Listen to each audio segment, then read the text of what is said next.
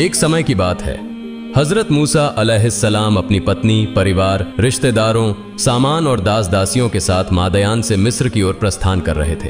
कुछ दूर चलने के बाद जब वे कुआ नामक पर्वत के निकट पहुंचे तो दिन का अंत हो चुका था और रात का आगमन हो गया। हजरत मूसा अलैहिस्सलाम ने वहीं रात बिताने के लिए तंबू लगाया। पास ही तूर पर्वत स्थित था। उस समय हजरत मूसा अलैहिस्सलाम की पत्नी सफूरा गर्भवती थी। संयोगवश उसी दिन उन्हें प्रसव पीड़ा शुरू हो गई और रात के समय उन्होंने एक पुत्र को जन्म दिया। धीरे धीरे वह रात उनके लिए अत्यंत कठिनाई भरी हो गई। चारों ओर घने बादल छा गए और तेज बारिश और हवा चलने लगी। ठंडी हवा में हजरत मूसा अलैहिस्सलाम की पत्नी सफूरा रोने लगी। तंबू में आग का कोई प्रबंध नहीं था। हजरत मूसा अलैहिस्सलाम के पास एक चकमक पत्थर था। उन्होंने कई बार आग जलाने की कोशिश की, लेकिन बार बार प्रयास करने के बाद भी वे असफल रहे। जबकि अंधकार को दूर करने और सफूरा को गर्मी प्रदान करने के लिए आग बहुत जरूरी थी। पास में कोई बस्ती भी नहीं थी जहां से आग मांगी जा सके। तब हजरत मूसा अलैहिस्सलाम आग की व्यवस्था करने की सोच में पड़ गए। इस समय उनकी दृष्टि तूर पर्वत की ओर गई।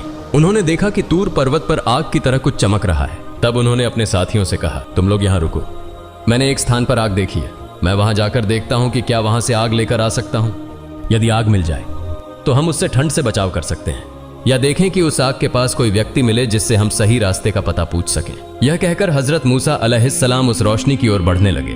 जब वे तूर पर्वत पर पहुंचे तो अल्लाह रब्बुल आलमीन की ओर से अदृश्य वही आई। हे मूसा, मैं तुम्हारा रब हूं, इसलिए अपने जूते उतार दो, क्योंकि तुम पवित्र उपत्यका कुआं में खड़े हो और मैंने तुम्हें सामान्य लोगों में से चुनकर पैगंबर बनाया है। अब जो तुम्हें आदेश दिया जा रहा है उसे ध्यानपूर्वक सुनो। प्रत्यादेश यह है, मैं अल्लाह हूं, मेरे सिवा कोई उपास्य नहीं है, इसलिए तुम मेरी ही उपासना करो और मुझे स्मरण करने के लिए नमाज कायम करो। इस समय हजरत मूसा अलैहिस्सलाम के पास वह लकड़ी थी जो उन्हें हजरत शुएब अलैहिस्सलाम ने दी थी। अल्लाह रब्बुल आलमीन ने हजरत मूसा अलैहिस्सलाम से पूछा, हे मूसा, तुम्हारे दाहिने हाथ में क्या है? हजरत मूसा अलैहिस्सलाम ने उत्तर दिया, यह मेरी लकड़ी है, मैं इससे सहारा लेकर चलता हूं और इससे बकरियों के लिए पेड़ों की पत्तियां तोड़कर खिलाता हूं। इसके अलावा मैं इससे और भी कई काम करता हूं। इसके बाद अल्लाह रब्बुल आलमीन ने कहा, हे मूसा, अपनी लकड़ी को जमीन पर डाल दो। हजरत मूसा अलैहिस्सलाम ने अल्लाह के आदेश का पालन करते हुए लकड़ी को जमीन पर डाल दिया। जैसे ही लकड़ी जमीन पर गिरी वह एक विशाल अजगर में बदल गई। यह देखकर हजरत मूसा अलैहिस्सलाम भयभीत और घबरा गए। तब अल्लाह रब्बुल आलमीन ने कहा, हे मूसा, डर मत, इस अजगर को पकड़ने के लिए अपना हाथ बढ़ाओ। हजरत मूसा अलैहिस्सलाम ने अल्लाह के आदेश का पालन किया और जैसे ही उन्होंने उस अजगर को छुआ वह तुरंत फिर से लकड़ी में बदल गई। अल्लाह रब्बुल आलमीन ने कहा, हे मूसा, यह एक चमत्कार है जो मैंने तुम्हें दिया है। जब भी तुम इस लकड़ी को जमीन पर डालोगे यह एक अजगर में बदल जाएगी और जब तुम इसे अपने हाथ से पकड़ोगे तो यह फिर से लकड़ी बन जाएगी। इसके बाद अल्लाह रब्बुल आलमीन ने हजरत मूसा अलैहिस्सलाम से कहा, अपने दाहिने हाथ को अपनी बगल में रखो और फिर निकालो। हजरत मूसा अलैहिस्सलाम ने ऐसा ही किया। जब उन्होंने अपना हाथ बगल से निकाला तो वह चमकदार सफेद प्रकाश से जगमगाने लगा। अल्लाह रब्बुल आलमीन ने कहा, अब अपना हाथ दोबारा अपनी बगल में रखो। हजरत मूसा अलैहिस्सलाम ने फिर से अपना हाथ बगल में रखा और जैसे ही उन्होंने इसे निकाला वह रोशनी गायब हो गई। इसके बाद अल्लाह रब्बुल आलमीन ने हजरत मूसा अलैहिस्सलाम से कहा, हे मूसा, ये दो चमत्कार मैंने तुम्हें दिए हैं, इनके सहारे तुम्हारे सभी कार्य सरल हो जाएंगे। कोई भी बाधा तुम्हें रोक नहीं पाएगी। तुम्हारी लकड़ी और तुम्हारे हाथ की वह शुभ्र प्रकाश हर स्थिति में तुम्हारी सहायता करेंगे। आज से मैं तुम्हें नबूवत प्रदान करता हूं, इसलिए अब से तुम स्वयं को मेरे भेजे हुए रसूल के रूप में पहचानो और मेरे सच्चे धर्म का प्रचार करो। और सुनो, फिरौन ने अपनी हदें पार कर दी हैं। उसने खुद को खुदा घोषित कर दिया है, यहां तक कि वह मेरे अस्तित्व को भी नकारता है। वह अपनी ताकत के बल पर लोगों से अपनी उपासना करवाता है। तुम्हारे लिए मेरा आदेश यह है कि तुम फिरौन के पास जाओ और मेरे पवित्र धर्म के आदेश और नियम उसके सामने प्रस्तुत करो।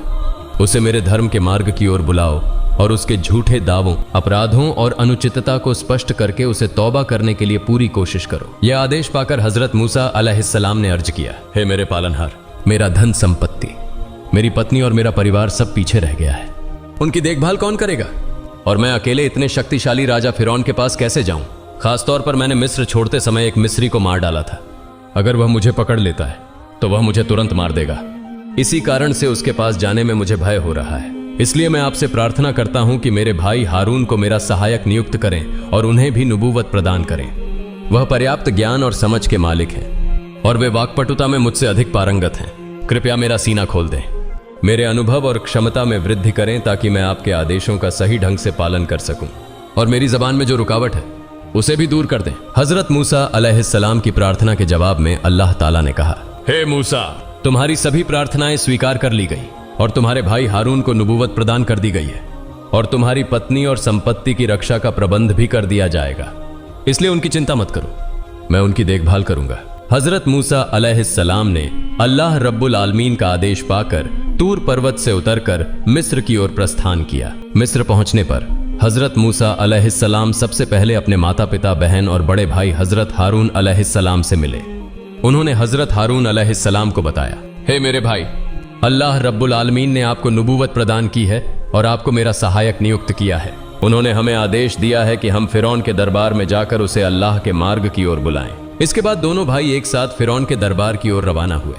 फिरौन के महल के सामने कई खजूर के पेड़ थे। इन पेड़ों से फिरौन अक्सर बाघ और शेर बांध कर रखता था ताकि कोई शत्रु महल में प्रवेश न कर सके। लेकिन अल्लाह ताला की असीम कृपा से जब हजरत मूसा अलैहिस्सलाम और हजरत हारून अलैहिस्सलाम महल के द्वार पर पहुंचे तो वह बाघ और शेर न केवल शांत रहे बल्कि सिर झुकाकर दोनों का अभिवादन और सलाम करने लगे। दोनों नबी महल के द्वार के सामने जाकर दरबानों से बोले, हम दोनों अल्लाह के भेजे हुए रसूल हैं। अपने बादशाह फिरौन को यह संदेश पहुंचाओ और उसे कहो कि वह हमसे आकर मिले या हमें उसके पास ले चलो। दरबानों ने यह सुनकर कहा, क्या तुम्हारा मस्तिष्क खराब हो गया है या तुम दोनों पागल हो गए हो? हमारे बादशाह तो खुद को खुदा कहते हैं, तुम किस खुदा के संदेश के साथ यहाँ आए हो? तुम लोग यहाँ से तुरंत चले जाओ। दरबानों ने इस प्रकार कई अपमानजनक और तुच्छ बातें कहकर दोनों नबियों को वहां से भगाने की कोशिश की। लेकिन जब उन्होंने दोनों नबियों के चेहरे की गंभीरता और उनकी खौफनाक आभा देखी तो उन्हें मजबूर होकर उन्हें फिरौन के पास ले जाना पड़ा। नबी दोनों फिरौन के दरबार में पहुंचे। फिरौन ने हजरत मूसा अलैहिस्सलाम की ओर देखकर कहा, हे मूसा, क्या मैंने तुम्हें अपने बेटे की तरह पाला नहीं था? क्या तुमने अपने जीवन का बड़ा हिस्सा मेरे संरक्षण में नहीं बिताया? और इसके बदले में मुझे क्या मिला? तुमने मेरे बावर्ची काबुल को मार डाला और भाग गए। तुम बहुत बड़े एहसान फरामोश हो। हजरत मूसा अलैहिस्सलाम ने जवाब दिया, फिरौन, जो कुछ तुमने कहा वह सच है। मैंने लंबा समय तुम्हारे संरक्षण में बिताया, लेकिन उस समय मैं एक मूर्ख व्यक्ति था। इसी कारण मैं डरकर यहां से भाग गया था। लेकिन अब मेरे पालनहार ने मुझे एक रसूल बनाकर तुम्हारे पास भेजा है। फिरौन ने कहा, तुम्हारा पालनहार कौन है जिसने तुम्हें रसूल और पैगंबर बनाकर भेजा है? हजरत मूसा अलैहिस्सलाम ने उत्तर दिया, जिसने आकाश और धरती और इन दोनों के बीच की हर चीज को पैदा किया और उसका पालन करता है, उसी ने मुझे रसूल बनाकर तुम्हारे पास भेजा है। यह सुनकर फिरौन ने अपने दरबारियों की ओर देखकर कहा, क्या तुमने सुना? यह क्या कह रहा है? यह कहता है कि यह किसी प्रभु का संदेश लेकर आया है और दावा करता है कि यह हमारे पूर्वजों से भी अधिक ज्ञानी है। मुझे तो लगता है कि इसका दिमाग खराब हो गया है और यह पागल हो गया है। हजरत मूसा अलैहिस्सलाम ने कहा, मैं बिल्कुल भी पागल नहीं हूं, बल्कि पूरब और पश्चिम और इनके बीच जो कुछ भी है उसके सृजन करता अल्लाह रब्बुल आलमीन ने मुझे रसूल बनाकर तुम्हारे पास भेजा है। फिरौन ने कहा, हे मूसा, यदि तुम मेरे बिना किसी और को प्रभु मानने की बात साबित करना चाहते हो और इसके लिए कोई उपयुक्त प्रमाण न ला सके तो मैं तुम्हें गिरफ्तार कर लूंगा और तुम्हें ऐसी कड़ी सजा दूंगा जो पूरी दुनिया के लिए एक मिसाल बन जाएगी। हजरत मूसा अलैहिस्सलाम ने कहा, हे फिरौन, अपनी इस घमंड भरी बात को छोड़ दो और अपनी अज्ञानता में जो तुमने खुदाई का दावा किया है उसे भी त्याग दो। तुम केवल एक सृजित प्राणी हो, तुम कभी भी खुदा नहीं हो सकते। हे फिरौन के दरबारीगण, अल्लाह ताला ने मुझे तुम्हारे पास अपने रसूल के रूप में भेजा है ताकि मैं तुम्हें सत्य और सच्चे धर्म का संदेश दूं। इसलिए हे फिरौन, यह मान लो कि ला इलाहा इल्लल्लाहु मूसा कालिमुल्लाह। फिरौन ने कहा, यदि मैं तुम्हारे इस कलमे को पढ़ लूं तो मुझे तुम्हारे अल्लाह से क्या मिलेगा? हजरत मूसा अलैहिस्सलाम ने उत्तर दिया, यदि तुम इस कलमे को दिल से पढ़ लो और अल्लाह रब्बुल आलमीन पर ईमान ले आओ तो अल्लाह तुम्हें 3 चीजें प्रदान करेगा। 1 स्थायी यौवन, 2 पूरी दुनिया पर राज्य, 3 दीर्घायु।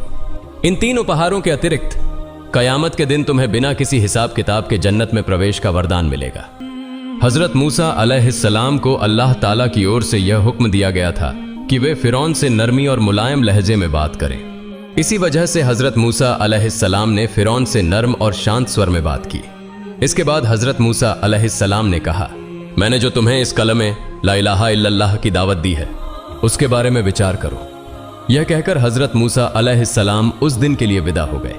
उनके जाने के बाद फिरौन ने अपने वजीर हामान की ओर मुखातिब होकर कहा, हे हामान, तुमने मूसा की सारी बातें सुनी, अब बताओ मुझे क्या करना चाहिए? हामान ने कहा, जहां पनाह, आप लंबे समय से अपनी खुदाई का दावा करते आ रहे हैं और पूरे राज्य में बनी इसराइल को छोड़कर बाकी सभी लोग आपको खुदा मानते हैं और आपकी पूजा करते हैं। अब यदि आप मूसा की बातों में आकर अपनी खुदाई का दावा छोड़ दें और उनके अल्लाह को खुदा मान लें, तो राज्य की सारी प्रजा आपका उपहास करेगी। वे आपको कोई महत्व नहीं देंगे। उस समय आपके लिए अपनी इज्जत बचाने की कोई जगह नहीं होगी। इसलिए मेरी सलाह है कि आप मूसा की बातों में आकर अपनी मान मर्यादा को दांव पर न लगाएं और उनके अल्लाह पर ईमान न लाएं। हामान की इस सलाह से फिरौन संतुष्ट हो गया और पुनः अपने पुराने अहंकारी स्वभाव में लौट आया। अगले दिन हजरत मूसा अलैहिस्सलाम और उनके भाई हजरत हारून अलैहिस्सलाम फिरौन के दरबार में फिर से उपस्थित हुए। तब फिरौन ने हजरत मूसा अलैहिस्सलाम से कहा, हे मूसा, तुम्हारे पास तुम्हारे अल्लाह का क्या प्रमाण है, और यह कि तुम उसके रसूल हो, इसका क्या सबूत है?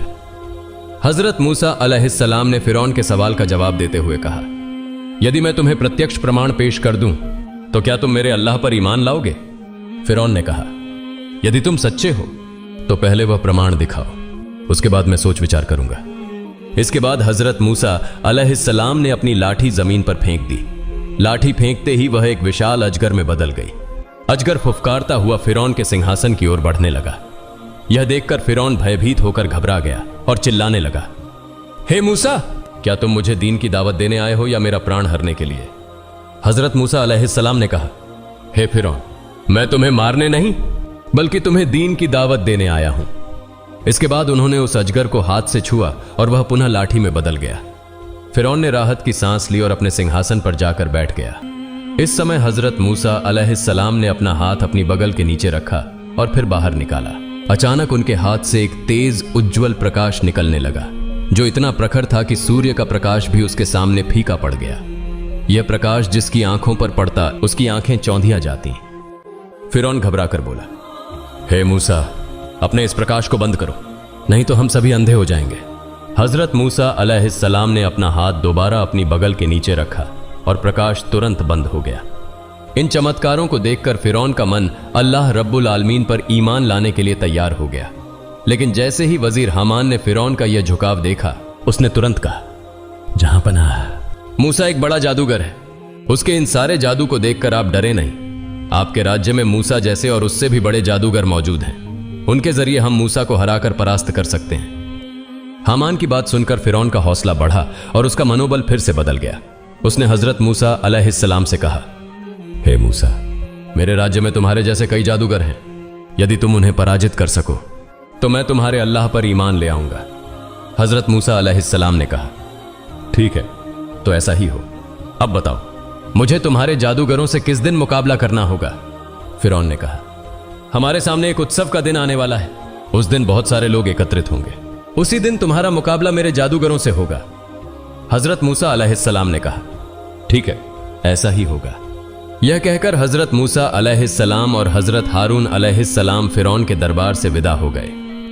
इसके बाद फिरौन ने पूरे राज्य में संदेश भिजवाकर सभी जादूगरों को एकत्र करने का आदेश दिया। कुछ ही दिनों में 4000 जादूगर राजधानी में इकट्ठा हो गए। फिरौन को विश्वास था कि इन जादूगरों के जरिए वह मूसा को हराने में कामयाब होगा। फिरौन ने उन जादूगरों से कहा, हे जादूगरों, मैंने तुम्हें 300 वर्षों से पाला पोसा है, लेकिन इसके बदले मैंने कभी भी तुमसे कोई निजी काम नहीं लिया। मगर आज मेरे सामने एक बड़ा संकट खड़ा हो गया है। इस संकट से मुझे हर हाल में बाहर निकलना होगा। इसी वजह से मैंने तुम्हें यहां बुलाया है। तुम अपनी पूरी ताकत से मेरी इस समस्या को हल करने की कोशिश करो। मूसा के बारे में तो तुम सब जानते ही हो, वह एक बहुत बड़ा जादूगर है। मगर मुझे विश्वास है कि तुम्हारी ताकत के सामने मूसा का जादू पूरी तरह विफल हो जाएगा। यदि तुम अपने जादू के बल पर मूसा को हरा सको तो मैं तुम्हें ऐसा इनाम दूंगा जिसकी तुम कल्पना भी नहीं कर सकते। जादूगरों ने कहा, जहां पनाह, इसके लिए आपको बिल्कुल भी चिंता करने की आवश्यकता नहीं है। मूसा कितना बड़ा जादूगर हो सकता है? हमारे जादू के सामने उसका जादू और उसकी करामात पूरी तरह से बेअसर हो जाएगी। उसे हमारी मौजूदगी में हार माननी ही होगी। आप निश्चिंत रहें, जीत आपकी ही होगी। फिर निर्धारित तारीख को फिरौन द्वारा चुने गए 4000 जादूगर मैदान में पहुंच गए। जादू दिखाने के लिए एक बड़ा और विस्तृत मैदान चुना गया था। देश के सभी लोग उस मैदान में इकट्ठा हो गए। वे मूसा अलैहिस्सलाम और फिरौन के जादूगरों के बीच होने वाले मुकाबले को देखने आए थे और यह जानना चाहते थे कि इस मुकाबले में कौन हारता है और कौन जीतता है। हजारों लोग मैदान में मौजूद थे, जिनकी आवाज से पूरा क्षेत्र गूंज रहा था। ऐसे समय में हजरत मूसा अलैहिस्सलाम अपनी लाठी हाथ में लेकर मैदान में पहुंचे। फिरौन और उसका प्रधानमंत्री हामान अपने दरबारियों के साथ पहले ही तयशुदा स्थान पर बैठ चुके थे। जादूगर और हजरत मूसा अलैहिस्सलाम आमने सामने खड़े हो गए। इसके बाद जादूगरों ने हजरत मूसा अलैहिस्सलाम से कहा, हे मूसा, क्या तुम अपनी ताकत पहले दिखाओगे या हम अपना जादू पहले दिखाएं? हजरत मूसा अलैहिस्सलाम ने जवाब दिया, तुम ही अपना जादू पहले दिखाओ। इसके बाद जादूगरों ने कई रस्सियां जमीन पर फेंकी और उन्हें हल्के से हिलाया। देखते ही देखते मैदान असंख्य सांपों और बिच्छुओं से भर गया। वे सांप और बिच्छू तेजी से इधर उधर भागने लगे। यह दृश्य देखकर वहां मौजूद दर्शक डर और घबराहट से कांपने लगे। जादूगर अपने इस प्रदर्शन पर गर्व और अहंकार से भर गए और हजरत मूसा अलैहिस्सलाम से कहने लगे, हे मूसा, तुम चुप क्यों खड़े हो? क्या हमारे जादू को देखकर तुम डर गए हो? अब अपनी ताकत दिखाओ। तब हजरत मूसा अलैहिस्सलाम ने बिस्मिल्लाह कहकर अपनी लाठी जमीन पर फेंकी। अचानक वह लाठी एक विशाल अजगर में बदल गई और मैदान में बिखरे हुए जादूगरों के सभी सांपों को निगलने लगी। कुछ ही पलों में हजरत मूसा अलैहिस्सलाम ने पूरा मैदान साफ कर दिया। इसके बाद जादूगरों ने पहले से भी खतरनाक सांप बनाकर मैदान में छोड़ दिए, लेकिन हजरत मूसा अलैहिस्सलाम का वह अजगर उन्हें भी आसानी से निगल गया। इस अद्भुत दृश्य को देखकर जादूगर पूरी तरह स्तब्ध रह गए। उनके पास उस अजगर का मुकाबला करने के लिए और कोई तरकीब नहीं बची थी। हजरत मूसा अलैहिस्सलाम के अजगर की भूख मानो थमने का नाम नहीं ले रही थी, इसलिए वह धीरे धीरे उग्र और रौद्र रूप धारण करने लगा। अजगर ने जब खाने के लिए कुछ नहीं पाया तो वह आखिरकार फिरौन की ओर बढ़ने लगा। स्थिति को गंभीर होते देख फिरौन अपने सिंहासन से कूद पड़ा और डर के मारे महल की ओर दौड़ने लगा। मैदान में मौजूद दर्शक भी डर के मारे जिस दिशा में जा सकते थे दौड़ने लगे। तभी अल्लाह ताला की तरफ से एक अदृश्य आवाज आई, हे मूसा, अपना लाठी फिर से हाथ में ले लो, वरना वह सभी लोगों को खा जाएगा। अल्लाह के आदेश पर हजरत मूसा अलैहिस्सलाम ने अजगर को छुआ और तुरंत वह फिर से अपनी लाठी में बदल गया। जादूगरों ने यह दृश्य देखा और वे चिंता में डूब गए। वे समझ गए कि हजरत मूसा अलैहिस्सलाम जो कुछ भी दिखा रहे थे वह कोई जादू नहीं था, क्योंकि जादू के बारे में उन्हें पूरी जानकारी थी। जादूगरों ने यह महसूस किया कि यह तो एक दिव्य शक्ति है और बिना दिव्य शक्ति के ऐसा कार्य करना संभव नहीं है। हजरत मूसा अलैहिस्सलाम बेशक अल्लाह के नबी हैं। इसके बाद जादूगरों का मन बदल गया और उन्होंने अल्लाह रब्बुल आलमीन की महिमा और शक्ति पर विश्वास किया और सब ने सिजदा किया। उनके इस कृत्य को देखकर वहां मौजूद कई लोग हजरत मूसा अलैहिस्सलाम के धर्म को अपनाने के लिए दीक्षा लेने लगे। जब फिरौन ने देखा कि जादूगरों ने हजरत मूसा अलैहिस्सलाम के धर्म को स्वीकार कर लिया है तो वह गुस्से से भर उठा। उसने जादूगरों से कहा, हे बेईमान जादूगरों, मैंने तुम्हें अनुमति दी थी, फिर तुमने मूसा के खुदा पर विश्वास कैसे किया? इस अपराध की सजा तुम्हें दी जाएगी।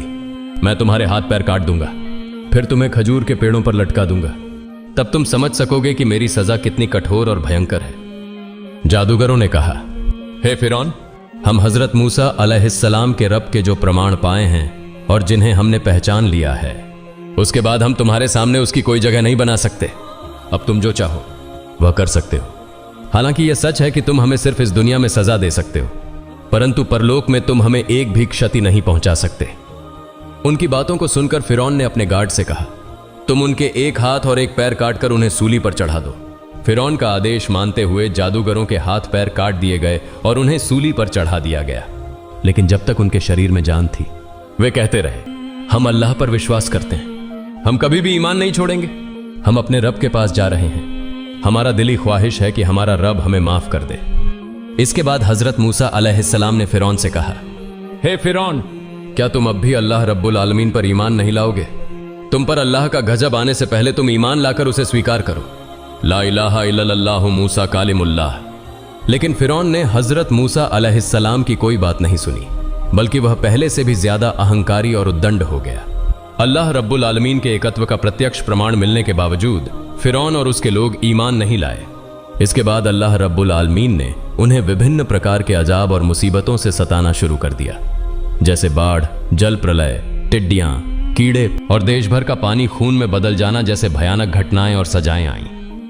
जब यह सारी मुसीबतें उनके ऊपर आती तो वे हजरत मूसा अलैहिस्सलाम के पास आते और कहते, हे मूसा, तुम अपने रब से दुआ करो कि अगर वह हमारे ऊपर से यह मुसीबत हटा ले तो हम उस पर ईमान लाएंगे।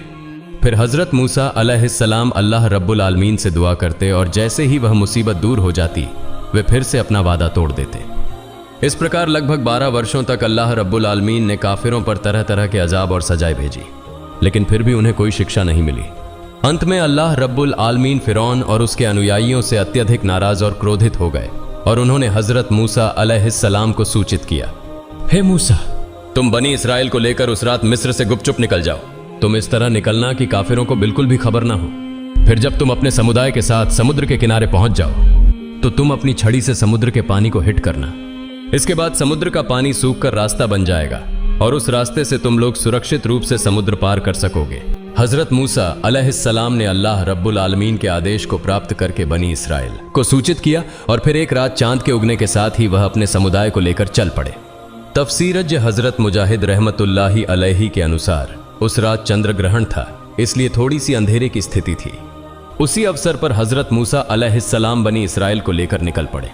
सहाबी हजरत तमूसा रदी अल्लाह ताला अन्हु से एक रिवायत में यह उल्लेख है कि हजरत मूसा अलैहिस्सलाम रास्ते में अचानक एक अज्ञात स्थान पर पहुंच गए। वह अपने साथियों से पूछने लगे, क्या तुम लोग इस स्थान के बारे में कुछ जानते हो? बनी इसराइल के उलमा ने जवाब दिया, हमारे यहां आने का कारण हजरत यूसुफ अलैहिस्सलाम की इच्छा को पूरा करना है। उन्होंने आगे कहा, हजरत यूसुफ अलैहिस्सलाम ने अपनी मृत्यु से पहले अल्लाह रब्बुल आलमीन से एक वादा लिया था, हे अल्लाह, मिस्र छोड़ते समय जिस संदूक में मुझे दफन किया गया था उस संदूक को फिलिस्तीन ले जाया जाए। हजरत मूसा अलैहिस्सलाम ने पूछा, तो फिर ऐसा कौन है जो हजरत यूसुफ अलैहिस्सलाम की दफन स्थान के बारे में जानता हो? लोगों ने कहा, हे अल्लाह के नबी, हमारे बीच एक बूढ़ी औरत के अलावा और कोई इस बारे में नहीं जानता।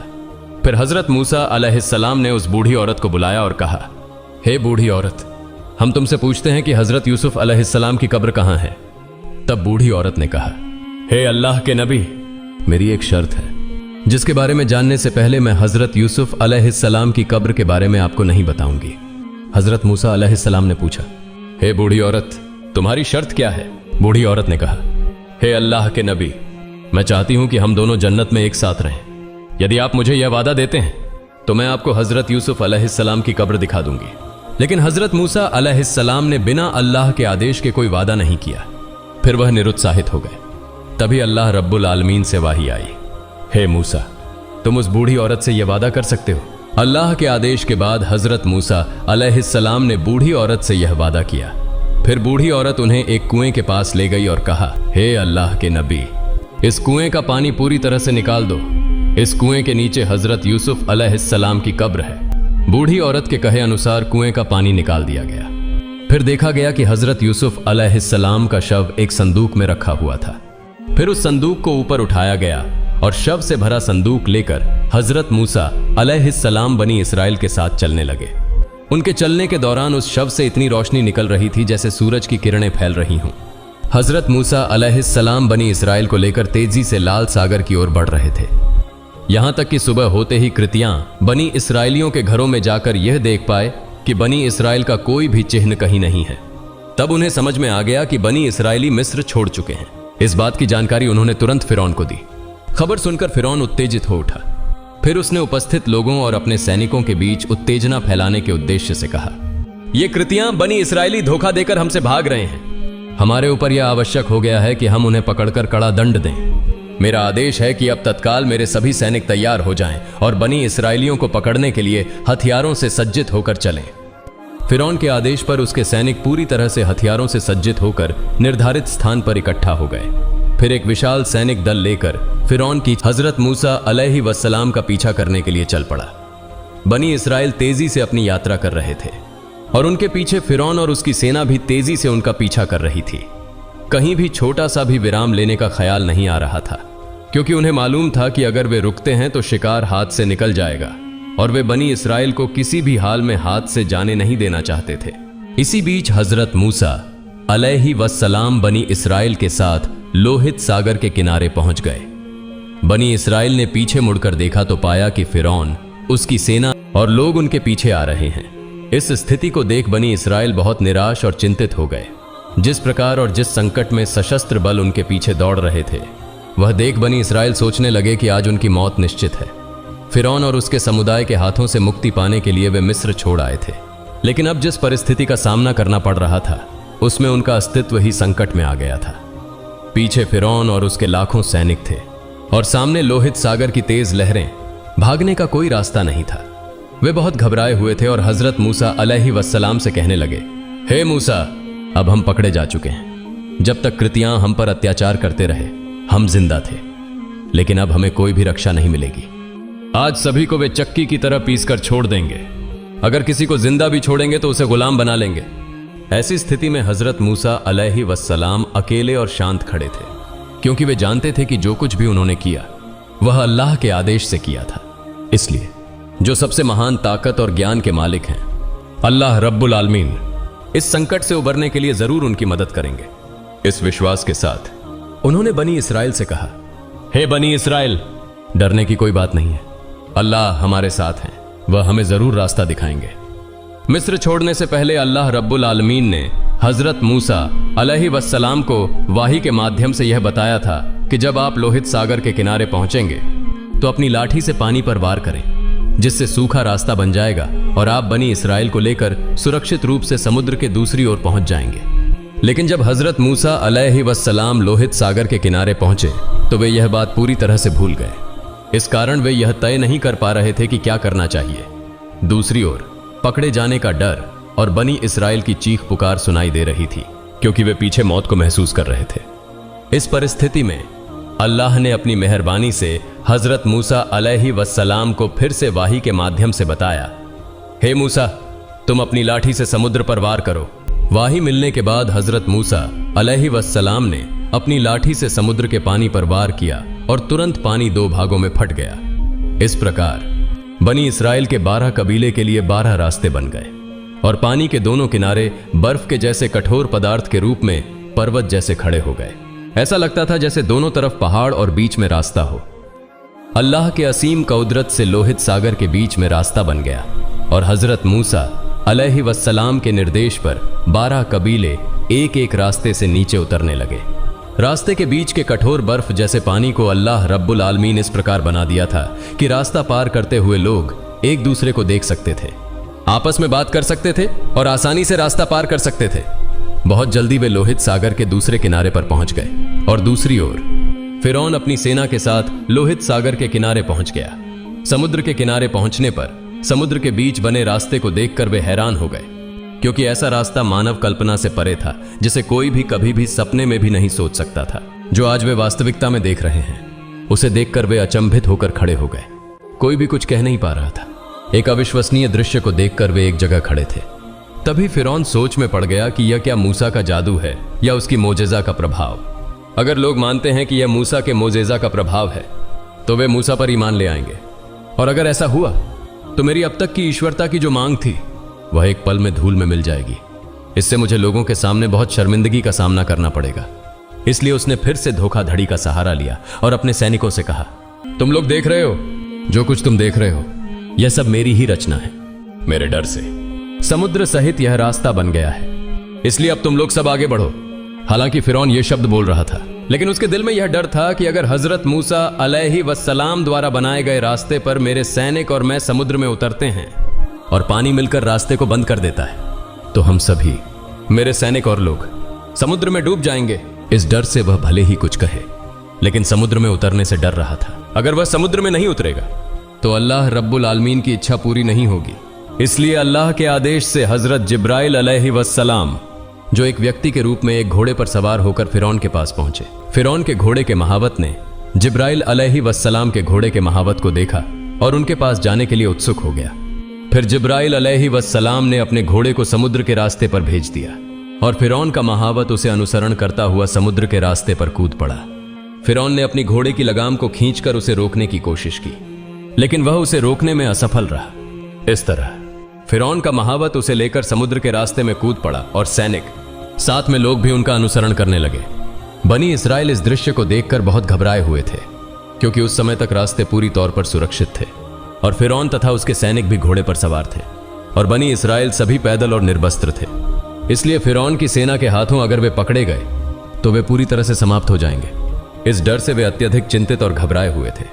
जब फिरौन के सारे सैनिक और उनके अनुयायी समुद्र के रास्ते पर उतर आए और कोई भी सैनिक नहीं बचा, और उसी समय बनी इसराइल समुद्र के किनारे पर पहुंच गए। ठीक उसी क्षण समुद्र का पानी ऊंचे ऊंचे पहाड़ों जैसा उठने लगा और फिरौन और उसकी सेना पर गिरने लगा। जल प्रलय जैसी दिल दहला देने वाली गर्जनाएं फिरौन के सैनिकों पर गिर रही थीं। फिरौन और उसकी सेना बचाओ बचाओ चिल्ला रहे थे, लेकिन अल्लाह की सजा से उन्हें बचाने के लिए अब कोई नहीं था। जब फिरौन समुद्र में डूबने लगा तो वह अल्लाह के अजाब के फरिश्तों को देख रहा था। फिर उसने अल्लाह पर ईमान लाने का ऐलान किया और कहा, मैं ईमान लाता हूं उस पर जिस पर बनी इसराइल ने ईमान लाया है। लेकिन तब अल्लाह रब्बुल आलमीन ने कहा, अब तुम ईमान ला रहे हो, लेकिन इससे पहले तुम नाफरमानी कर रहे थे, तुम तो फसाद फैलाने वालों में से थे। बनी इसराइल समुद्र के दूसरी तरफ खड़े होकर फिरौन और उसकी सेना के समुद्र में डूबने का दृश्य देख रहे थे। इस दृश्य को देखकर उन्होंने अल्लाहू अकबर का नारा लगाते हुए आकाश और पृथ्वी को गुंजायमान कर दिया, जैसे उन्होंने नई जिंदगी पाई हो। और इस तरह अल्लाह के नाफरमान और घमंडी बादशाह फिरौन ने समुद्र के पानी में डूबकर हमेशा के लिए समाप्त हो गया। प्रिय दर्शकों, यही था एक घमंडी और अल्लाह के नाफरमान बंदे का आखिरी अंजाम। अल्लाह रब्बुल आलमीन हमें अपनी नाफरमानी से और हर प्रकार के गुनाह से बचाए रखे। आमीन।